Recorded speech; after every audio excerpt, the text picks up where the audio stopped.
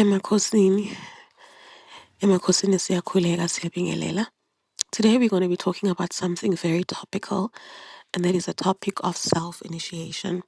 This video is then essentially just a guide for self-initiates, those that are currently undergoing the process and those that might need to undergo the process in the near future. It's also for people that want to understand, is it for them? Is it not for them? How exactly does it work? I just want to start by opening the topic and discussing what it actually means when we say somebody's a self initiate or somebody's undergoing the process of self initiation. I'm going to try and keep it very brief. This just means that you are a person who carries a specific gift that has been given to you by your guides, and you do not need to go to somebody, a human being in the physical form, to go and align the spirit. Instead, the spirit will perform this work itself in you without human intervention. That's the briefest way I can put it. As a first point, we're just going to discuss how does somebody know if they actually a self-initiate. I'm going to start by saying there's certain spirits that are actually self-initiating spirits. As I've mentioned, this means that the spirit does not require somebody to go to, for example, Ukobela and assist to align or initiate the spirit. Instead, the spirit will do the work itself. These are what we call mature spirits who don't need assistance from anybody in the physical form to come into alignment. Example of such spirits, Amakosi, Amalozi, Inzunza, and Umdiki. If you carry any of these spirits, you are then essentially a self-initiate because you will not need to go to anybody to help you align the spirit.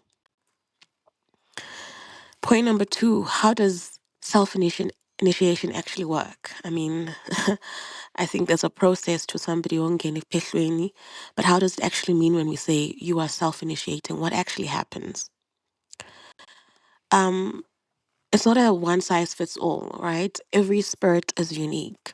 So it's important to remember that your experience will be unique to you and your guides and the people that are actually initiating you.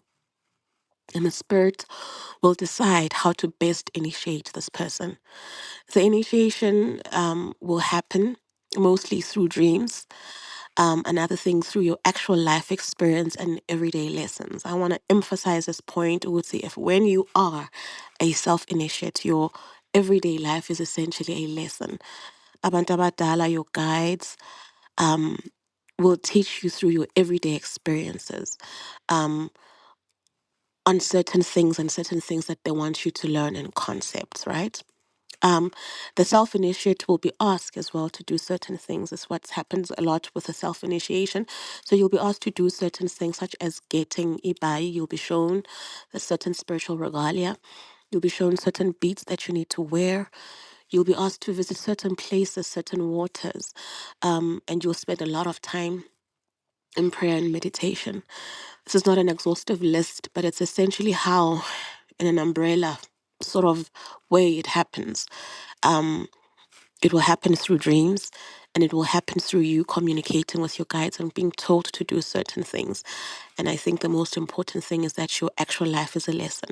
So they'll be teaching you certain things about yourself, about spirituality, through demonstrating it through your actual lived experiences. So just want to cover and touch on some of the important do's and don'ts. There's a lot that tends to happen, and we need to understand what you can, what you need to do, and what you actually don't need to be focusing on. So, do's, do get the basics right, right? There's certain things that in spirituality we cannot escape, certain processes that need to be followed that we must make sure that we adhere to. So make sure that you get the basics right. Do the things that you're supposed to do. And I'm perhaps being a bit vague, but there's certain processes that you're supposed to follow and things that you must do um, in your spiritual journey in order to allow the spirit to actually initiate in you. Intlambululo is an example. A cleanse. If you need to cleanse before, and I mean, you actually do the work, you need to make sure that you've covered those basics so that umoya uzokwazi ukusukuma, usebenze and initiate you the way that they want to initiate you.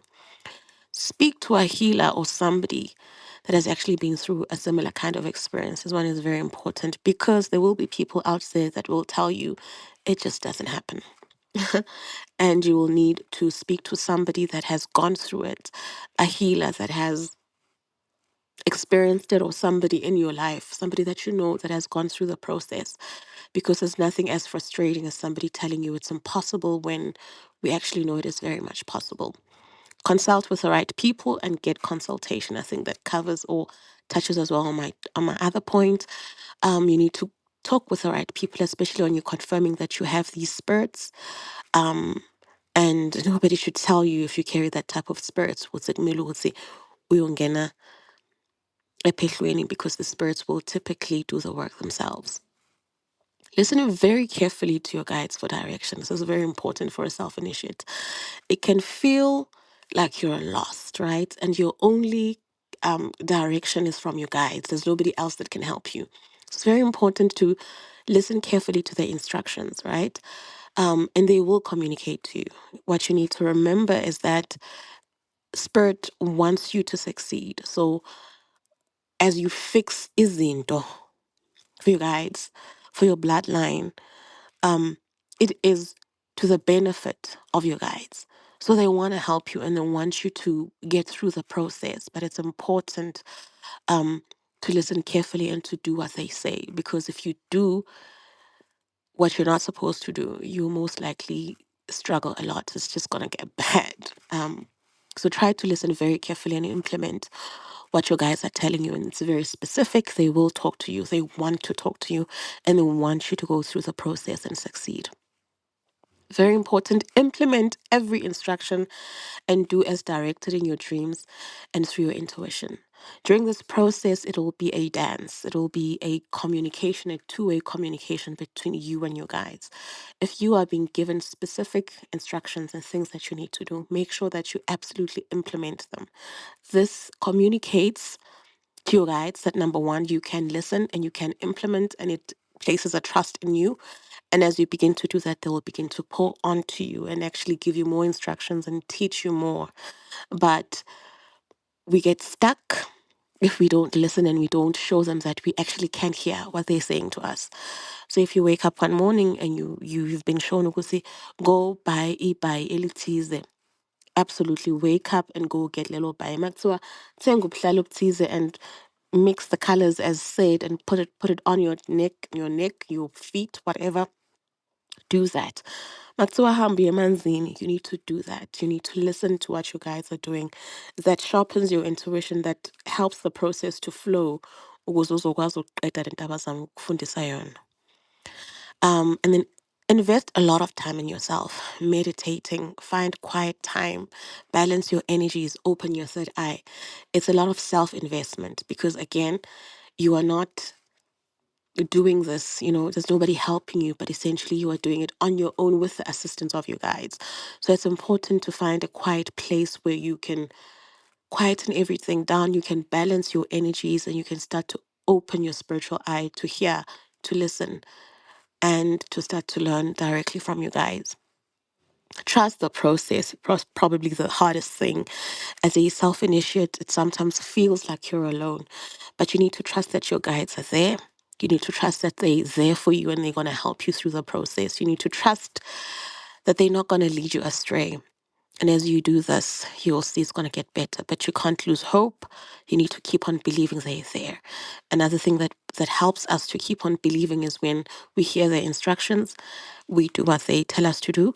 We implement. As you do that, you will see that your strength, your character, or should I say, your faith as well, strengthens, because you will see that it's actually a two-way communication. You're not in this thing alone where you're doing it on your own, but Spirit is there helping you through it.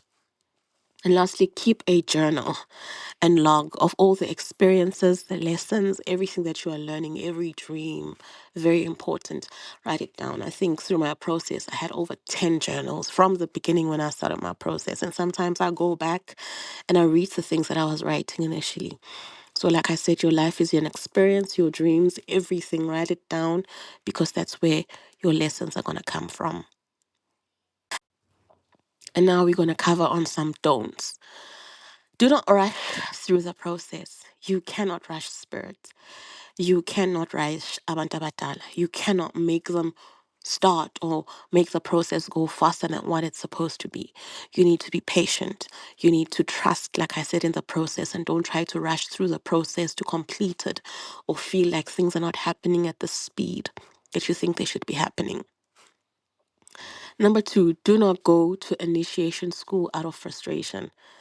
Very important, and I cannot overemphasize this. You cannot do that. You need to be patient. You can't go uyokwenza into that you were never told to do.